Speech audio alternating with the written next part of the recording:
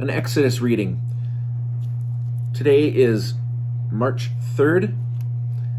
Our reading from Exodus is chapter 12.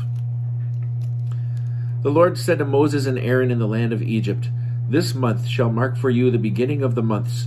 It shall be the first of the months of the year for you. Speak to the whole community of Israel and say that on the 10th of this month each of them shall take a lamb to a family, a lamb to a household. But if the household is too small for a lamb, let him share one with a neighbor who dwells nearby in proportion to the number of persons. You shall contribute for the lamb according to what each household will eat. Your lamb shall be without blemish, a yearling male. You may take it from the sheep or from the goats. You shall keep watch over it until the 14th day of this month, and all the assembled congregation of the Israelites shall slaughter it at twilight. They shall take some of the blood and put it on the 2 doorposts and the lintel of the houses in which they are to eat it. They shall eat the flesh that same night.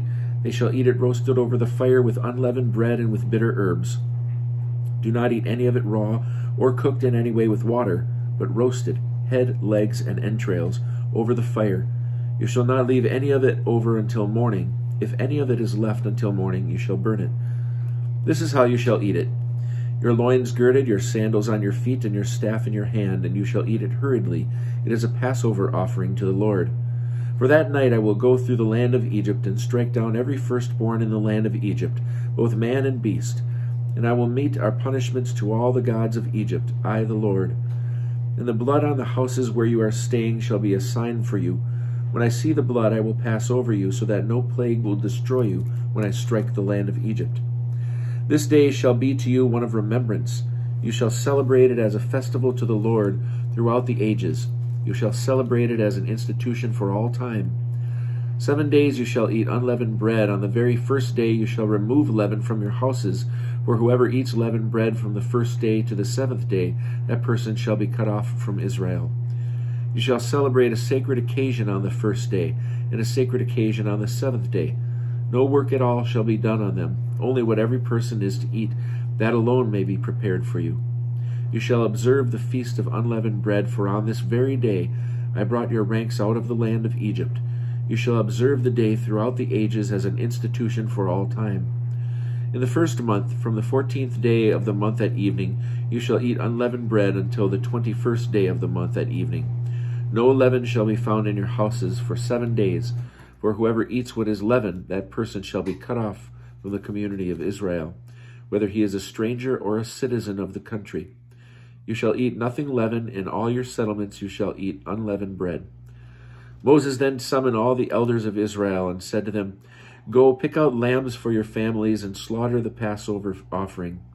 Take a bunch of hyssop, dip it in the blood that is in the basin, and apply some of the blood that is in the basin to the lintels and to the 2 doorposts.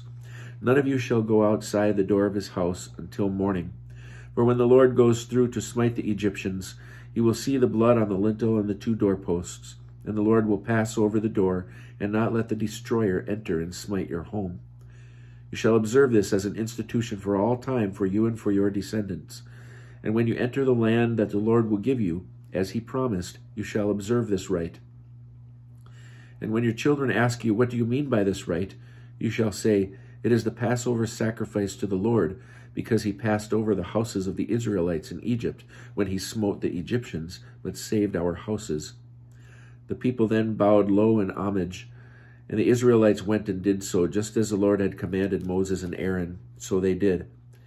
In the middle of the night the Lord struck down all the firstborn in the land of Egypt, from the firstborn of Pharaoh who sat on the throne to the firstborn of the captive who was in the dungeon, and all the firstborn of the cattle.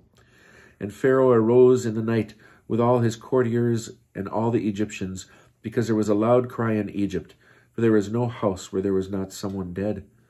He summoned Moses and Aaron in the night and said, 'Up, depart from among my people, you and the Israelites with you. Go, worship the Lord as you said. Take also your flocks and your herds as you said, and be gone, and may you bring a blessing upon me also.' The Egyptians urged the people on, impatient to have them leave the country, for they said, 'We shall all be dead.' So the people took their dough before it was leavened, their kneading bowls wrapped in their cloaks upon their shoulders. The Israelites had done Moses' bidding and borrowed from the Egyptians objects of silver and gold and clothing. And the Lord had disposed the Egyptians favorably toward the people, and they let them have their request. Thus they stripped the Egyptians. The Israelites journeyed from Ramses to Succoth, about 600,000 men on foot, aside from children.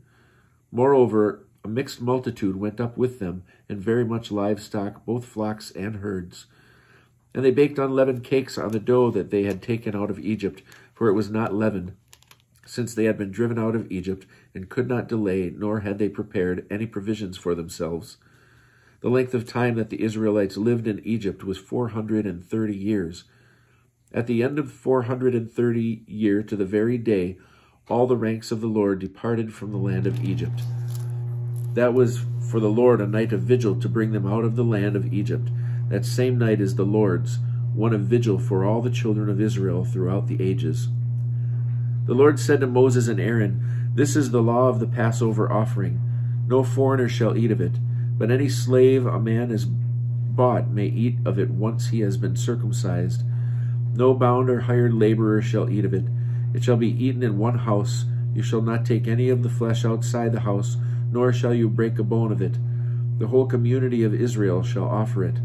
If a stranger who dwells with you would offer the Passover to the Lord, all his males must be circumcised. Then he shall be admitted to offer it.